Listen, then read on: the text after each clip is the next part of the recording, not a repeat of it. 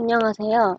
성인 2 케이스 리포트 발표를 맡게 된 D조 김민정입니다. 저희 조는 탈수 증상을 나타내는 진단, 검사 결과 해석, 발열의 원인, 대상자를 위한 도움, 그리고 대상자의 영양적 요구라는 순서에 따라서 발표를 진행하도록 하겠습니다. 공통 시나리오 질문에 대해서 발표하겠습니다. 공통 케이스 시나리오는 이와 같고, 랩 테스트 결과 중 소듐, 포타슘, 클로라이드, 바이카보네이트, 비유엔, 크레아틴은 글루코스 검사에 대해서 중점적으로 이야기하겠습니다. 공통 케이스 시나리오에서 첫 번째 질문. 어떤 진단이 대상자의 탈수 증상을 보여줄까요? 초진에서 창백하고 야위고 기면 상태를 보였고, 피부 탄력은 거의 없었으며 건조했습니다. 또한 점막도 건조했고, 심한 설사를 한다고 진술한 것으로 미루어 보아 탈수를 예상할 수 있었습니다. 그리고 2일 동안 속이 메스꺼워서 마시거나 먹지 못하였다고 진술했습니다. 이를 통해 우리는 대상자가 탈수 증상을 보여주는 것을 알 수 있었습니다. 다음으로 두 번째로 검사 결과를 해석하겠습니다.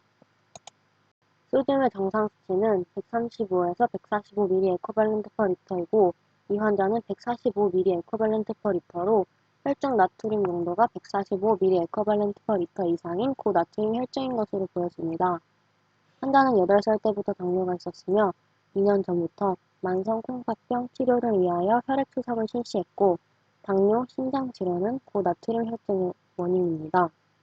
지난 2일간 심한 설사가 있었던 것은 과다한 수분 소실을 보였고 식욕 부진으로 인해 마시거나 먹지 못하는 것과 피부 긴장도가 저하된 것이 관찰된 것은 고나트륨 혈증으로 인한 것으로 보였습니다. 다음으로 고칼륨 혈증입니다. 포타슘의 정상 수치는 3.5에서 5.0mg 에코밸런트 퍼 리터이고 이 환자는 6.0mg 에코밸런트 퍼 리터였습니다. 환자는 혈중 칼륨 농도가 5.5mg 에코밸런트 퍼 리터 이상으로 고칼륨 혈증으로 보였고 2년 전부터 만성 콩팥병 치료를 위하여 혈액 투석을 실시했고 고칼륨 혈증의 가장 큰 원인은 신장 기능의 감소입니다. 지난 2일간 심한 설사가 있던 것과 초진 당시 약한 기면 상태였던 것, 피부 긴장도가 저하된 것이 관찰된 것은 고칼륨 혈증의 증상으로 보입니다. 클로라이드의 정상 수치는 95에서 108mg 에코밸런트 퍼 리터이고 이 환자의 검사치는 93mg 에코밸런트 퍼 리터였습니다. 환자는 체내의 염화물의 양이 정상 수치보다 적은 상태인 저염소증으로 보였고 지난 2일간 심한 설사가 있었으며 탈수 증상을 보였습니다. 혈액 안의 요소 질소를 측정하는 검사인 비유의 테스트의 정상 수치는 정상인은 7.5에서 21.5, 후속 환자는 40에서 85입니다. 이 환자는 48mg 퍼 데시리터로 투석 환자인 것이 티가 났습니다. 비유엔 수치 증가의 원인은 탈수로 인해 병원에 입원한 것으로 보였고 비유엔 수치 증가의 증상으로는 오심으로 인해 2일 동안 아무것도 먹지 못한 것과 점막과 혀가 건조한 것이 보였습니다. 다음으로는 크레아틴인과 글루코스에 대해서 발표하겠습니다. 근육에서 생성되는 노폐물로 대부분 신장을 통해 배출되기 때문에 신장 기능에 좋은 지표가 되는 크레아틴은 정상 수치는 정상인은 0.6에서 1.5, 투석 환자는 5에서 20입니다. 이 환자는 5.0mg 퍼 데시리터로 투석 환자인 것이 티가 났습니다. 탈수로 인해 병원에 입원한 것이 크레아틴의 수치의 증가의 원인으로 보였습니다. 다음으로 글루코스는 8시간 이상 공복 후 126mg 퍼 데시리터 이상의 경우 당뇨병으로 진단이 됩니다. 정상인의 수치는 70에서 110mg 퍼 데시리터이지만 이 환자는 238mg 퍼 데시리터로 당뇨병 과거력이 있는 것이 관련 임상 증상입니다. 세 번째 질문인 발열의 원인에 대해서 발표하겠습니다. 발열은 ESRD로 인한 투석과 요독증에 따른 면역체계 저하, 투석 통로, 영양실조와 관련된 국소 감염의 증상으로 나타날 수 있습니다. 또한 ESRD 환자의 경우 요독증이 나타나고 요독증에 의해 체온 조절에 이상이 생겨 열이 날 수 있습니다.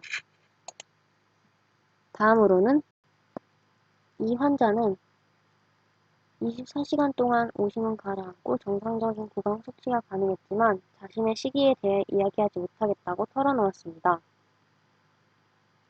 이 환자의 영양에 관해 문제를 도와줄 수 있는 사람은 누구일까요? 다학제적 의사, 간호사, 영양사 등의 전문가 집단을 통한 식이상담과 교육은 종류와 콩팥 기능 상실을 고려한 식단을 계획하는 데 도움을 줄 수 있습니다. 같은 질병을 가진 환자들로 구성된 자조 모임에 참여를 하고 치료 과정과 시기, 자신의 질병 전반에 관한 지식과 정보를 습득하는 것은 적극적인 치료이며 긍정적인 치료 결과를 가져다 줍니다. 다음으로 9가지 대상자의 영양적 요구에 대해서 공개하겠습니다. 단백질 섭취를 조절, 수분 섭취 제한, 칼륨, 나트륨, 인 섭취를 제한, 적절한 비타민과 미네랄 보충, 대사 요구를 충족하는 충분한 영양 제공이 필요합니다.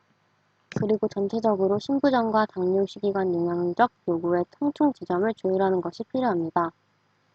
첫 번째로 단백질은 하루에 1.0에서 1.2g per kg으로 제한하는 것이 좋습니다.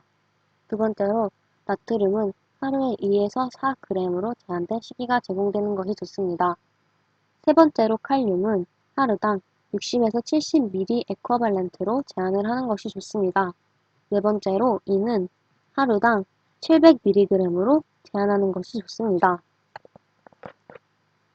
이와 더불어 비타민, 철분을 보충하는 것이 중요하고 탄수화물은 전체 열량의 50에서 60%가 되도록 계획하는 것이 좋으며 지방은 총 열량의 30% 이내, 포화지방은 10% 이내로 줄이는 것이 좋습니다.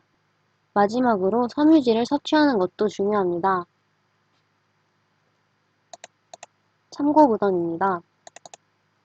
지금까지 저희 D조의 발표를 들어주셔서 정말 감사합니다.